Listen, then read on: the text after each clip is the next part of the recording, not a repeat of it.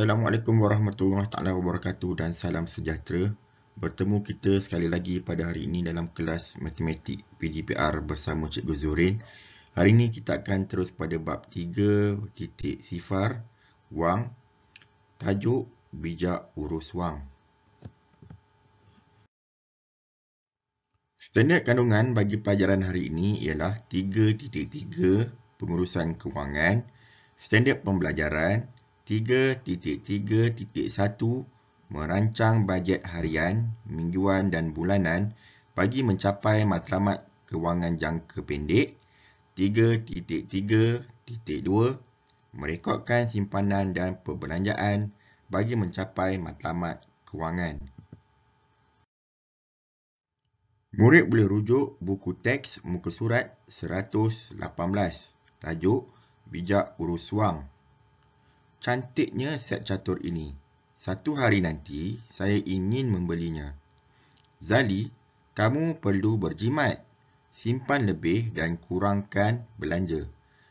Berdasarkan gambar rajah, dapat kita perhatikan berlaku dialog antara ibu dan Zali. Zali telah berminat untuk membeli satu set catur dengan harga RM135. Ibunya mencadangkan Zali menyimpan dengan lebih lagi dan mengurangkan perbelanjaan. Terdapat pelbagai barang yang dihajati oleh individu. Ada murid ingin mendapatkan lori mainan. Ada pula yang berhajat untuk memiliki handphone sendiri. Ada juga yang memerlukan anak patung. Tak kurang juga yang berminat untuk memiliki basikal baru. Dan ada juga yang hendak memiliki kapal terbang.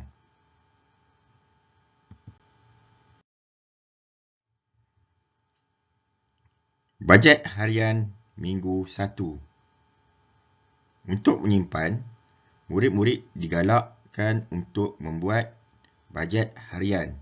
Sebagai contoh, hari Isnin, murid akan dapat wang saku berjumlah RM3. Beli nasi goreng berharga RM1 dan air sirap dengan harga 50 sen. Jadi jumlah perbelanjaan adalah RM1.50. Jadi murid ada baki lagi untuk disimpan sebanyak RM1.50. Pada hari Selasa, murid akan dapat lagi wang saku berjumlah RM3. Jadi murid akan beli laksa dengan harga RM1. Air murid boleh bawa dari rumah untuk penjimatan. Jadi murid akan dapat berjimat sebanyak RM2. Hari Rabu, murid akan dapat RM3 lagi wang saku. Dan kalau murid membawa bekal dari rumah, iaitu makanan dan minuman, tetapi memerlukan pembaris dengan harga 50 sen, murid hanya membelanjakan sebanyak 50 sen pada hari Rabu dan dapat berjimat sebanyak RM2.50. Pada hari Khamis, murid dapat lagi RM3 sebagai wang saku dan membeli kuih berharga RM1. Di sini, murid dapat menyimpan sebanyak RM2. Bagi hari Jumaat, wang saku masih sama dengan nilai RM3. Beli nasi ayam dengan nilai RM2 dan simpan sebanyak RM1. Jadi, untuk minggu 1, murid akan dapat sebanyak RM15, belanja RM6 dan menyimpan sebanyak RM9. Setelah melakukan bajet harian, kita boleh membuat bajet mingguan. Ini adalah contoh bajet mingguan pada bulan Ogos.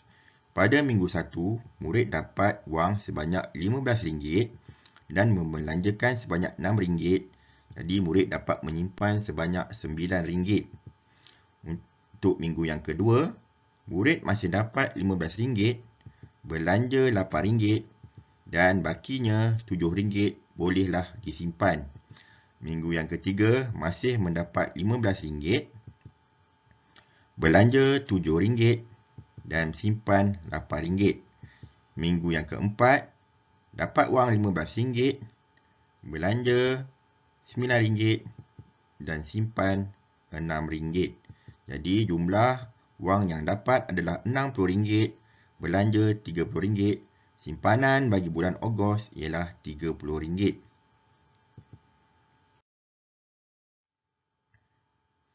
Jadi, kita boleh membuat jadual simpanan bulanan daripada bulan Ogos hingga bulan Disember. Untuk bulan Ogos, simpan RM30, September berjaya menyimpan RM20, Oktober berjaya menyimpan RM30, November RM20, Disember RM20. Jadi, untuk 5 bulan tadi, murid telah berjaya menyimpan sebanyak RM120.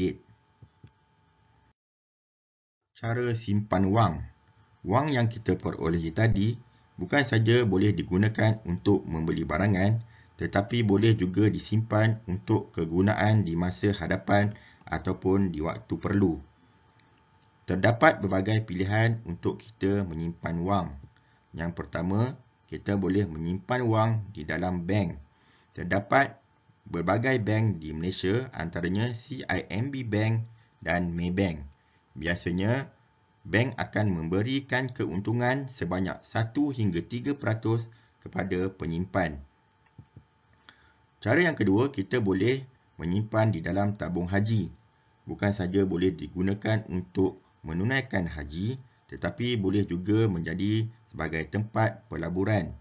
Tabung haji akan memberikan keuntungan sebanyak 5 hingga 7% selepas zakat.